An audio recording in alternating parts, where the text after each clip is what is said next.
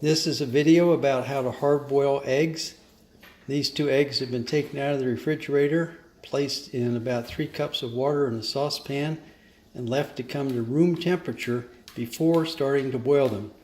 If you don't let them get to room temperature and you start to boil them out of the refrigerator, they will crack. So we're going to turn the heat on. This is gas heat. We'll set it to about medium heat. And then we will set a timer for 18 minutes.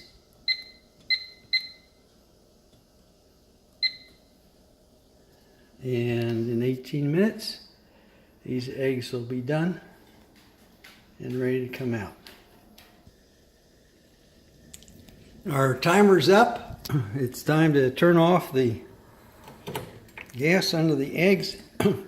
By setting the timer for 18 minutes, what we're actually doing is giving it 5 minutes to come to a boil and 13 minutes at boil so that the eggs are totally cooked.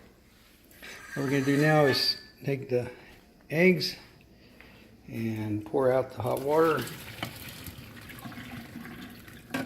and immediately add cold water. You want to chill the eggs rapidly, and as soon as they're cool enough to take out of the pan, put them in the refrigerator and you're done.